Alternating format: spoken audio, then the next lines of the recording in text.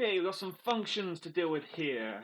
This question tests us on numerous aspects of functions. First of all, we've got a function, right? X is like my input. I then put it through this function machine, and I'm adding 3, timesing by 2, and what I get out is this y, which is the output. So if I put in -5, then I add 3 to it to give me -2, and then times by 2, that's going to give me -4. Okay, what if I have y, then I have to go backwards.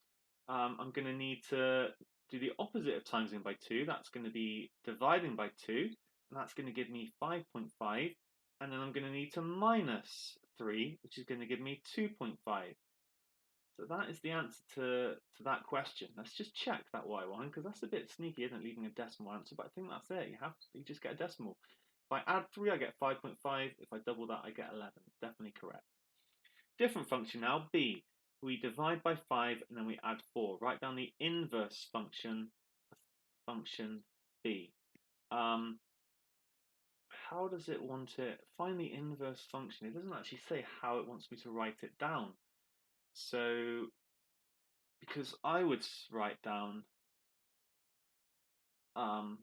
here that f of x is equal to x divided by 5 plus 4.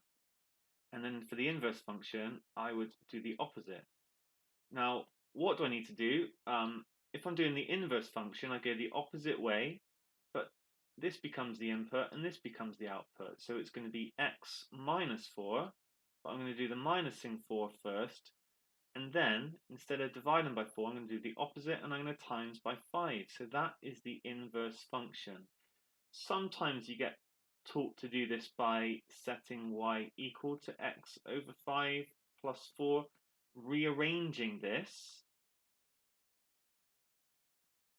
to make x the subject, and then just switching the two around.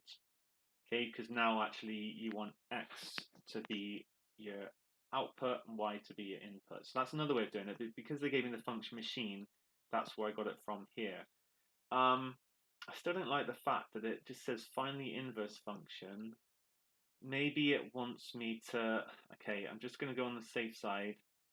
I think it probably wants pictures. It doesn't say that. So basically, I'm going to minus 4 first. And then I'm going to times by 5, and that's going to give me my y. I know I just squashed that in a little bit.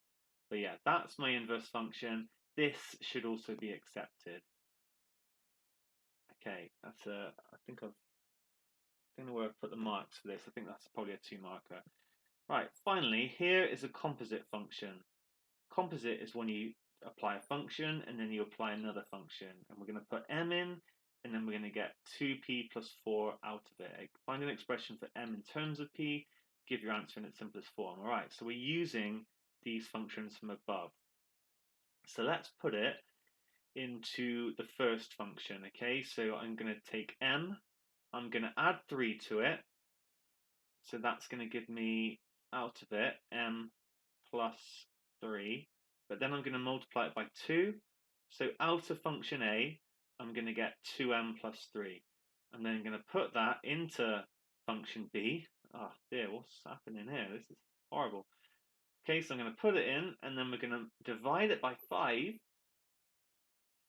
and then we are going to add 4 to it. So that is what I get out in terms of m. So yeah, out of function a, I got this, but then I had to put all of that into function b. I divided it by 5 and I added 4. And then that is equal to 2p plus 4. Well, the nice thing is that immediately the 4s are going to cancel, so it's not quite as bad as I first thought. I then need to basically I need to rearrange to make m the subject. This question is turned from the functions question into a rearranging question. So the first thing I'm going to do is I'm going to multiply 3 by 5. So 2m plus 3 is going to equal 10p. I would then divide 3 by 2, to be honest. You can expand the bracket, but it's just going to be quicker. M plus 3 will equal 5p, and then I'm basically there. M is going to equal 5p minus 3. Okay, so different kind of take on function questions to old school kind of inverse questions. It requires you to use the function machines. Whether that helps or hinders you, not sure, but make sure you understand what a function is doing. I suppose you are putting something in, doing stuff to it, and getting something out.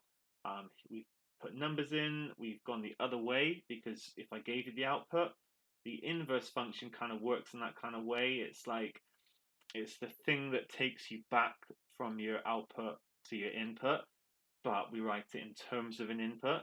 That's the only thing to be careful of. And then composite functions are when we're doing more than, like, we're putting it through a function and then another function. In this case, we get this relationship between M and P, which we then need to rearrange to make M the subject.